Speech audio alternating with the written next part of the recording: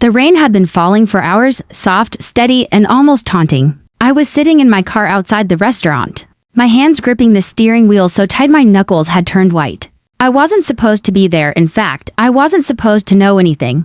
But that text message I'd seen on my husband's phone earlier that day, it was still echoing in my mind. Can't wait to see you tonight, my love, same place, same time. At first, I told myself it was just some stupid spam or a misunderstanding. My husband, Richard, wasn't the kind of man to cheat. At least that's what I'd believed for 25 years. We'd built a life together, a big house in Seattle to grown kids, and a love that had seen everything from storms to sunshine. So why was my heart pounding like this? Why did his message make me feel like my world was about to break apart? I wiped a tear before it even fell. You're overthinking this, Emily. I whispered to myself, he's probably meeting a client.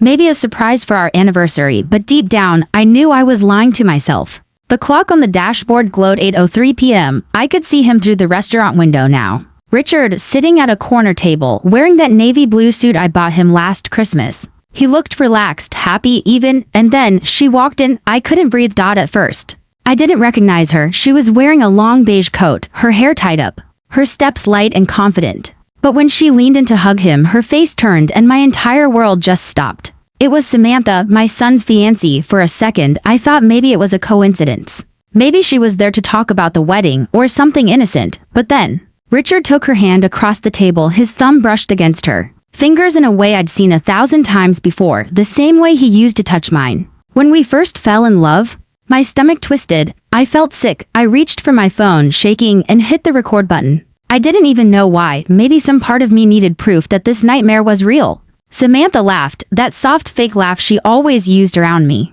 And Richard leaned in closer, whispering something that made her smile wider. They looked like lovers, not a father-in-law and his son's future bride, lovers. My mind went completely blank. All I could hear was my heartbeat, loud, angry, breaking. After a few minutes, they stood up. He placed his hand gently on the small of her back as they walked out of the restaurant together. I ducked lower in my car, barely breathing, praying they wouldn't see me when Richard opened the door for her and she kissed his cheek, no, his lips. I felt my heart rip apart like paper. I wanted to scream. I wanted to run up and slap them both, but I couldn't move. My hands were trembling, my breath shallow. I was frozen in place, watching the man I loved betray me with the woman my son was going to marry. They drove off together, his car disappearing into the rain-soaked streets. And there I was, sitting in the dark, staring at the raindrops racing down my windshield, each one blurring my vision like the tears I refused to let fall. When I finally drove home, I felt like a ghost behind the wheel. My mind was spinning with questions that had no answers.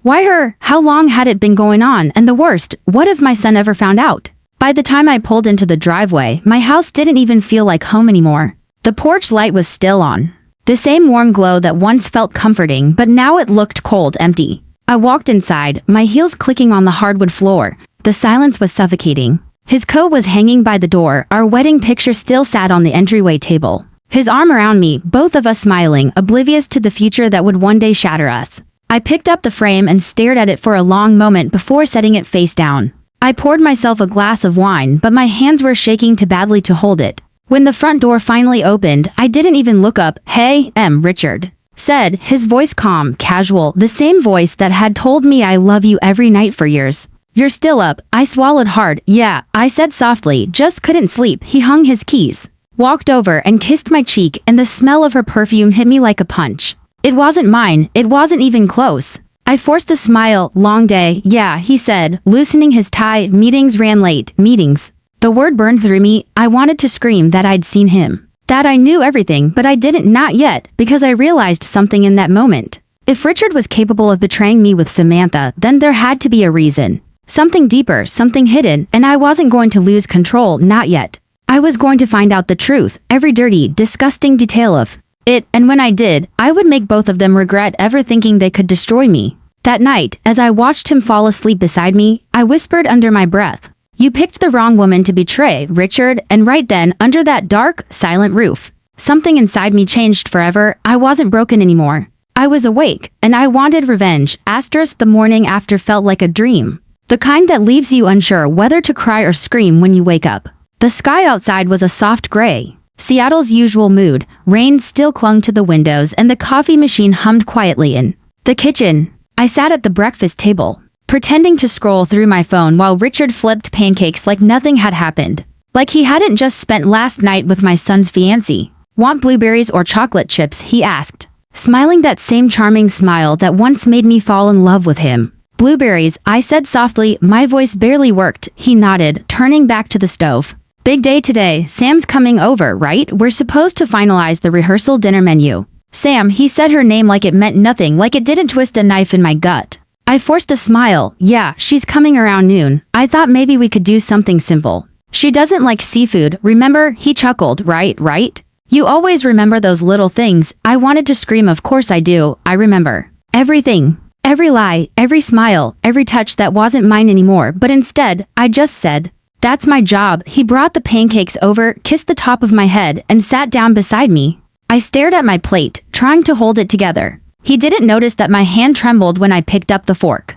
Then came the sound I wasn't ready for, the front door opening and a bright, cheerful voicey hey. Mom, it was Ethan, my son. 24, smart, driven, full of life, the kind of man any mother would be proud of. He walked in with that easy smile, the one that always melted my heart, and behind him was her. Samantha, good morning, Mrs. Davis, she said sweetly, stepping inside. Her voice soft and polite like always, her eyes met mine, and for a split second, I thought I saw a flicker of guilt, but it disappeared faster than it came. Morning, sweetheart, Richard said, standing up to hug her. He wrapped his arms around her in front of all of us, casual, friendly, but I saw it. The way his hand lingered on her back. Just a little too long, the way she avoided my eyes when she smiled. I felt my heart pounding in my throat, but I kept my face calm. I'd spent years learning how to hide emotions, through parenting, through marriage, through life. I smiled. Hi, Sam, glad you could make it. She placed a small box on the counter. Brought those croissants you love from that bakery downtown.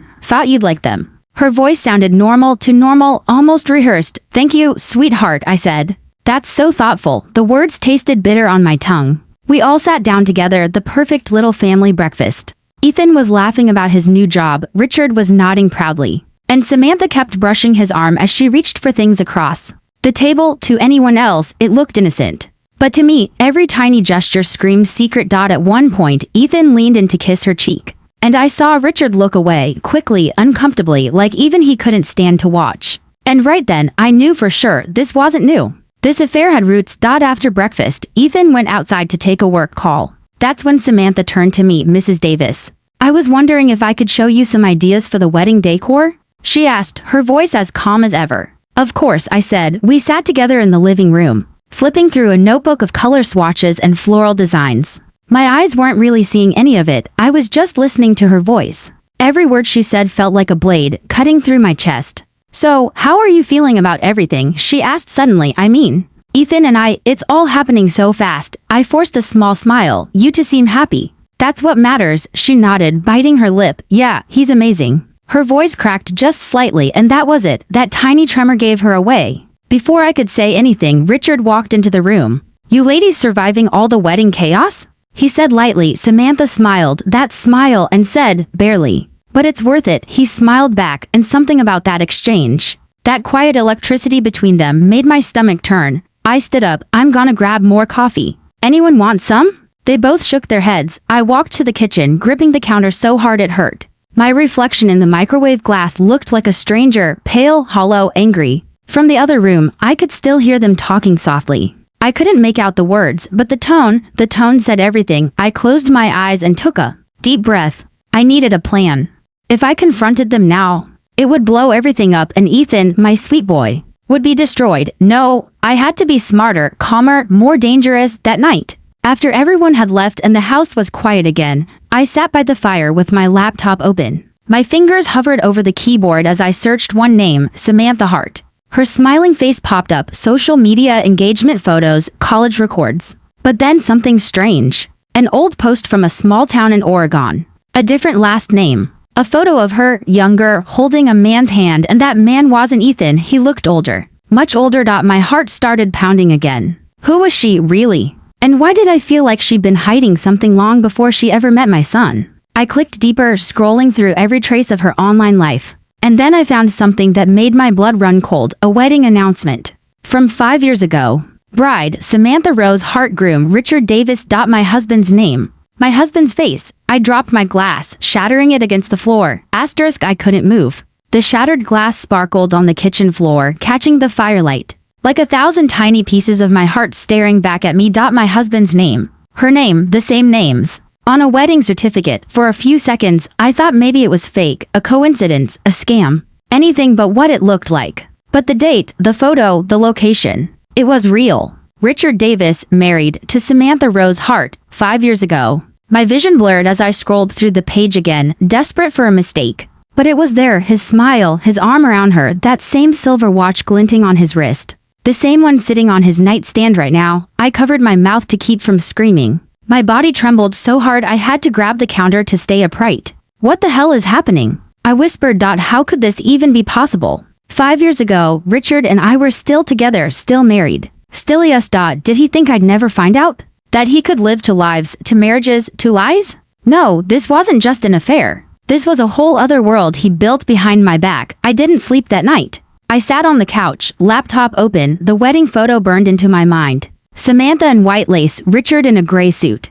Both smiling like they were in love, and now she was marrying my son. When the first light of dawn slipped through the curtains, I'd already made up my mind. I wasn't going to fall apart. I wasn't going to cry in a corner and let them destroy me. No, I was going to find the truth. Every last piece of it. Richard came downstairs around 7 a.m., yawning, stretching. Totally unaware that his world was about to start collapsing. Morning, he said, kissing my cheek. You're up early, couldn't sleep, I said, my voice flat. He smiled. You're always thinking too much. Try to relax, okay? I stared at him, the man I'd shared a bed, a life, and 2 children with. The man who'd lied straight to my face while building another life with someone who was now engaged to our son. I wanted to slap him. I wanted to scream every truth I'd found. But instead, I smiled. You're right. Maybe I'll take a walk later. He nodded, kissed me again, and walked out the door. The moment his car disappeared, I dialed a number I hadn't called in years, my best friend, Claire. She was the only person who'd know what to do.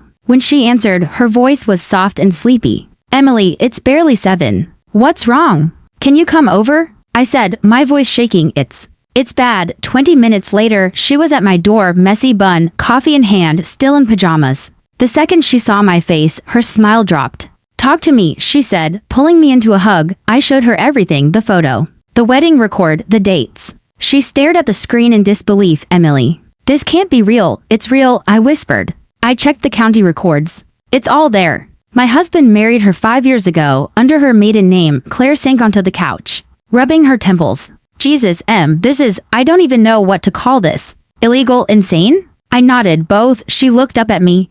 Does Ethan know? My throat tightened. No, and he can't, not yet. Claire leaned forward. So what are you gonna do? I stared out the window, the morning light cutting across the floor like a blade. I'm going to make him tell me everything, I said. And when he does, I'll decide what to do next. She nodded slowly. You always were the calm one. Just, don't let this destroy you. I smiled faintly. It already did. Now I'm just returning the favor. That afternoon, I waited for Richard to come home. The house felt like a trap, quiet, still, and ready to explode. When I heard his car pull into the driveway, my pulse started racing. He walked in, tossed his keys on the counter, and smiled like nothing was wrong. Hey, beautiful, you okay? You've been quiet all day. I turned to face him, my voice cold. We need to talk. His smile faltered. What's wrong? I walked over to the kitchen island and slid my laptop toward him. The screen showed the wedding announcement. His face went pale instantly. For a moment, he didn't say a word. He just stared at the screen, frozen. Then, finally, Emily, it's not what it looks like. I laughed, bitter and sharp. You're really gonna say that? Because it looks exactly like what it is, Richard. You married her. He took a step toward me. Please, let me explain. Explain what? That you married our son's fiancé? That you've been lying to me for years? Emily, she was in trouble, don't? I snapped. Don't you dare try to make this sound noble. He ran a hand through his hair, panic flickering in his eyes. It was a mistake. A stupid, complicated mistake. She needed help with her visa. I froze. Visa, he nodded. 5 years ago, she was about to get deported. I was helping a colleague's daughter. It was supposed to be fake, temporary. It didn't mean anything. I stared at him. And yet, 5 years later, you're still seeing her. Kissing her. Lying to me. He didn't answer. His silence told me everything. I took a deep breath. So that's it. You just fell in love with her. He opened his mouth, then closed it again. His eyes said the words he couldn't. Something inside me snapped. Do you have any idea what this will do to Ethan? I said, my voice breaking. To your son. I never wanted to hurt him, he said softly. Or you, I didn't expect it to happen. I laughed through tears. You didn't expect to fall for your son's fiancé? God, Richard. You're disgusting. He reached out to touch me, but I stepped back. Don't, I said. Don't touch me. Don't talk. Just pack your things. You're done here. He looked at me helplessly. Emily, now. He hesitated, then finally turned and walked upstairs. I stood there, trembling, listening to every footstep. Every door opening, every suitcase closing. When he came back down, he stopped by the door. I'm sorry, he said quietly. I didn't even look at him. So am I? The door closed. And just like that, 25 years of marriage ended with a click. But as I stood there in the silence, I realized something else. This wasn't over. Not even close, because Samantha, the woman who pretended to love my son, who had married my husband, was still out there. And I wasn't done with her yet. The house was quiet again, too quiet. After Richard left, the silence didn't feel peaceful. It felt loud, like every tick of the clock was mocking me, reminding me of everything I'd just lost. But the pain was no longer paralyzing. It had changed, hardened. It wasn't heartbreak anymore. It was focus. I wasn't going to cry. Not tonight. Tonight, I was going to learn who Samantha Hart really was and why she'd come into my son's life like a ticking bomb. I poured myself a coffee, sat down at the dining table, and opened my laptop again. The same wedding photo flashed on the screen, and this time, I didn't look away. I studied every detail, the venue name, the date, even the photographer's watermark. I started digging. Within minutes, I found the photographer's old Facebook page. Hundreds of wedding albums, mostly small-town ceremonies. I scrolled for nearly half an hour before I saw it again, the Hart Davis wedding, 2018. When I opened the album, my heart thudded against my ribs. There they were, Richard and Samantha, cutting a cake, laughing, holding hands, looking into each other's eyes like newlyweds. But there was something else. A few faces in the background. Older men in suits, watching closely. One in particular caught my attention, a tall, gray-haired man with a scar on his neck. He wasn't smiling, he looked nervous. I right-clicked and saved the photo. Then I did a reverse image search. A few minutes later, his name appeared, Daniel Cross, a convicted felon, former financial consultant. Fraud, embezzlement, identity theft. My pulse quickened. What the hell was he doing at their wedding? I searched deeper. Turns out, Daniel Cross had been arrested in Oregon in 2019, 1 year after that wedding. In a joint operation with the FBI, his business partners were all linked to something called the Silver Line Project, a charity organization that, on paper, helped young women get visas and job placements in the U.S., but underneath, it was a front, a marriage fraud and money laundering scheme. My coffee went cold as the pieces started falling into place. Richard had claimed he married Samantha to help her with a visa. But what if that wasn't the whole truth? What if they were both part of something much bigger, something illegal? I grabbed my phone and called Claire. She answered on the first ring. You okay? Not really, I said. I think I just found something. What kind of something? The kind that makes this whole mess a lot darker. I explained everything, the photos, the name, the connection to that fake charity. There was a pause on the line. Emily, Claire said slowly. You're telling me your husband and Samantha might be involved in a federal fraud ring? I don't know yet, I said. But I'm going to find out, she exhaled sharply. Be careful. If these people are into money and fraud, they're dangerous. I'm not afraid, I said quietly. Not anymore. That night, I couldn't sleep. I kept replaying every moment I'd seen Samantha, every fake smile, every Mrs. Davis dripping with sweetness. It all felt so rehearsed now, like she'd been playing a role from the start. I waited until the next morning, then drove to her old apartment, the one she lived in before she and Ethan got engaged. She hadn't moved out yet. A few boxes were still by the door when I peeked through the window. I knew the landlord. We'd met during Ethan's move. A kind older woman named Mrs. Peterson. When she saw me, she smiled. Emily, it's been a while. How's the wedding planning going? I forced a polite smile. Actually, I needed to ask you something about Samantha. Her expression shifted. Oh dear, is everything okay? I'm not sure, I said softly. Did you ever meet anyone who used to visit her here? Maybe a tall man, older, gray hair, scar on his neck? Mrs. Peterson frowned. You mean Dan? Yes, he came by a few times. Said he was her uncle helping with paperwork. I felt a chill crawl up my spine. Her uncle, did she live here long? I asked. About 3 years, Mrs. Peterson said. Always quiet, paid on time. Though, she hesitated. Once, the police came looking for her. Said it was a misunderstanding.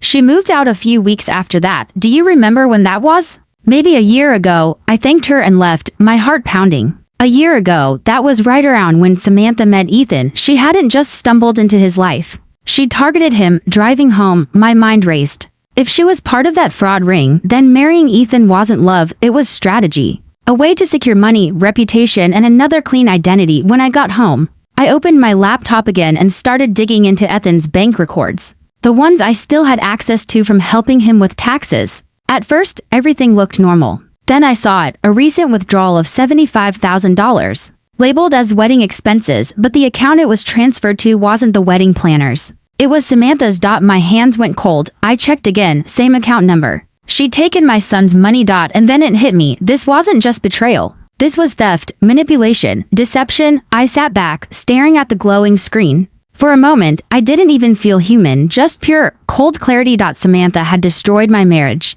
stolen from my son, and turned our family into her personal chessboard. And she thought she'd gotten away with it. I smiled slowly. Not yet, sweetheart. You just messed with the wrong mother. The next morning, I called Claire again. I'm going to end this, I said. Emily, what are you planning? Something she'll never forget, Claire sighed. You scare me when you sound that calm. Good, I said. Because it's time to stop being the broken wife. It's time to become the woman who takes everything back. That night, I sat down at my desk with a notepad and wrote 3 names at the top: Richard, Samantha, Daniel Cross. And beneath them, one word: revenge. It was Sunday afternoon, and the sky hung low and gray, like it already knew something was about to break. I sat in my car across from the cafe where Samantha worked part-time. She looked so calm through the window, smiling at customers, chatting, pretending she was just another sweet, innocent bride-to-be. But I knew better now. I knew who she really was. I'd spent the last week gathering every piece of evidence I could: the bank records, the wedding photos, the charity files, even an old article about Daniel Cross's arrest, with her name buried deep in the witness list. She wasn't just involved. She was part of the scam. And today, I was done waiting. When she stepped outside for her break, I got out of my car and walked toward her. My heels clicked against the pavement like a countdown. She spotted me halfway there, and for a second, her face froze. But then she smiled, that same polished, fake smile. Mrs. Davis, she said smoothly. What a surprise. I stopped right in front of her. Cut the act, Samantha. Her smile faltered. I don't know what you mean. Oh, I think you do. I crossed my arms. Let's talk about Daniel Cross. The color drained from her face just for a second, but it was enough. I don't know anyone by that name, she said, trying to sound confused. I leaned in, my voice low. He was at your wedding, wasn't he? The one you never told Ethan about. The one where you married my husband. She froze completely now, eyes wide, lips parting. That's insane. Save it. I cut her off. I have photos, records, and guess what else?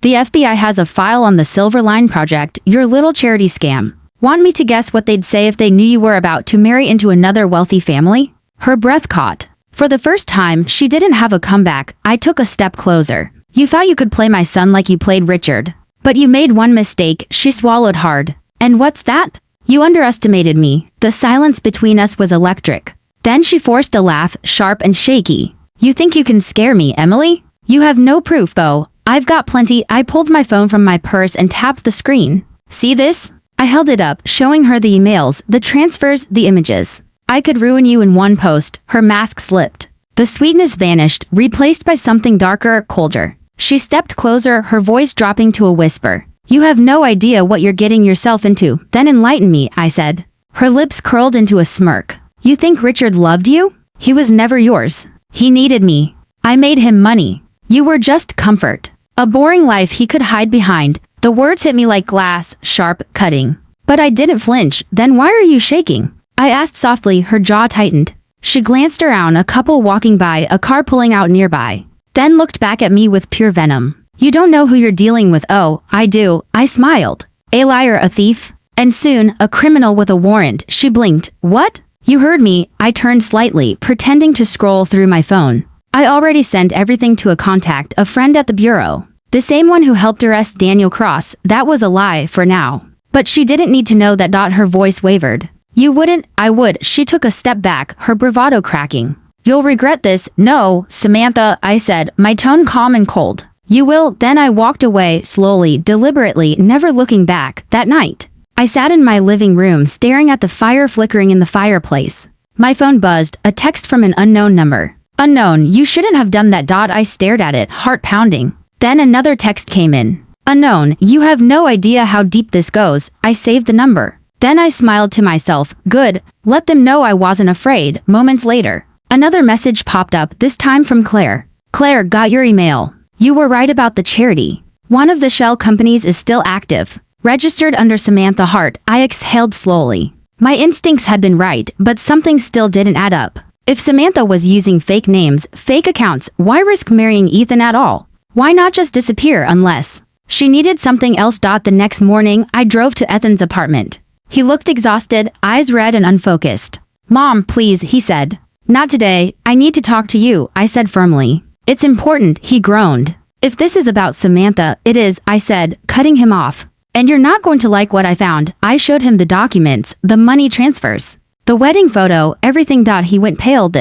This can't be real. She's not who you think she is, Ethan. She's been lying to all of us. He sank onto the couch, his hands covering his face. I thought she loved me. I know, I said softly, sitting beside him. So did I? We sat in silence for a long moment. Then he looked up at me and I saw something shift in his eyes. Not anger, not confusion, but determination. What do we do now? He asked quietly. I met his gaze. We take her down together. That night, as I lay in bed, I heard a sound, soft, almost delicate, from the front porch. A shadow moved past the window, then a faint click. The sound of my mailbox closing. I went outside, heart racing. Inside the box was a small white envelope, no name, no address. I tore it open. Inside was a single photo of me and Ethan, taken from across the street, and a note written in perfect handwriting, stay out of it. Emily, this is bigger than you think. I looked around, but the street was empty. The wind howled softly through the trees, and for the first time in weeks, I didn't feel fear. I felt power. Because if they thought I'd stop now, they hadn't seen anything yet. Asterisk. The sky over Seattle was a strange shade of silver that morning, calm, deceptive, like the world was holding its breath.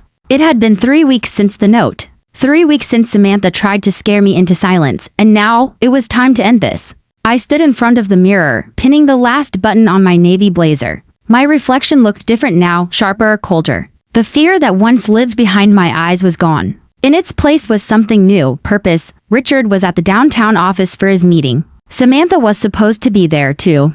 I'd made sure of that. I'd sent her a message 2 days earlier, pretending to be a lawyer from a private foundation, telling her we needed both her and Richard present to finalize their donation documents. They took the bait. By noon, I was sitting in a black SUV across from the glass building, watching them walk inside together. She wore a tight white dress, smiling like a snake. He looked nervous, probably wondering how long he could keep lying to everyone. What they didn't know was that the lawyer waiting for them inside wasn't working for them at all. He was my contact, a federal agent I'd met through Claire for weeks. We'd built the case, the fake charity, the offshore accounts, the fraud trail that connected Daniel Cross's shell company to Samantha and finally, to Richard. All I had to do now was watch it all burn inside the boardroom. The air was thick with tension. Richard sat across from Samantha, his hand resting on hers. So this is just paperwork? He asked. The lawyer, Agent Harris, nodded calmly. Routine verification. We just need your signatures confirming you're both aware of the fund's operations. Samantha smiled.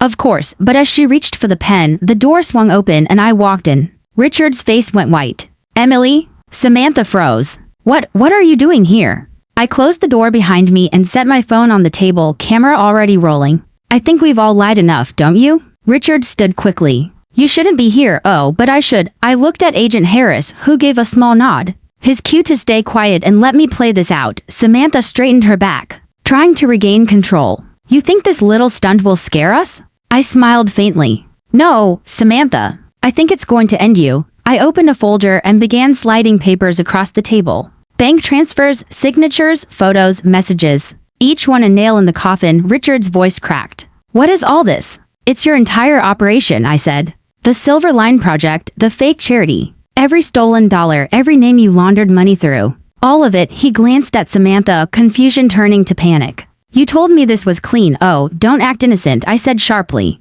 You used my name on one of the accounts, Richard. You forged my signature. I could have gone to prison for your mess. He tried to speak, but I kept going. And Samantha, your sweet little partner, didn't just help you. She planned the whole thing. She married Daniel Cross for access, then you for legitimacy. And now, she was planning to marry our son for a final payday. Samantha slammed her hand on the table. That's a lie. Agent Harris calmly pulled out his badge. Actually, it's not. Her eyes went wide. Federal Bureau of Investigation, he said smoothly. We've been following your activity for months. You two have a lot to explain. The color drained from both their faces. Richard turned to me, his voice breaking. Emily, please, I can fix this. Just tell them you didn't know. I won't lie for you anymore, I said quietly. Not again. Tears filled his eyes. I loved you. I shook my head. No, Richard. You loved the woman who made your life easy. But you destroyed her a long time ago. He reached for me, but the agents were already moving. Samantha tried to run. The door slammed shut before she could dodge as they cuffed them both.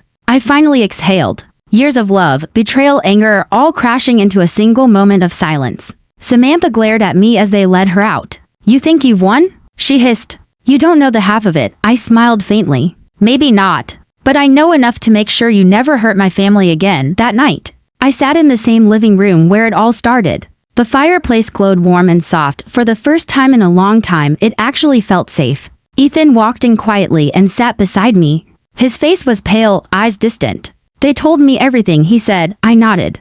I'm sorry, honey. He shook his head. You saved me, Mom. If you hadn't found out, his voice broke. I took his hand. You don't have to say it. Just promise me something. He looked up. Promise me you'll never let anger make you blind. It's what destroyed your father. Don't let it destroy you, he nodded, tears glistening. I won't. We sat there in silence for a long time, mother and son, survivors of the same storm. Outside, the rain had stopped. The world felt new, raw, clean. I stood, walked to the window, and watched the city lights shimmer across the glass. For months, I'd lived in darkness, consumed by betrayal. But tonight, I felt free. Not because justice had been served, but because I finally let go of everything that once held me. Down. As I turned to head upstairs, my phone buzzed.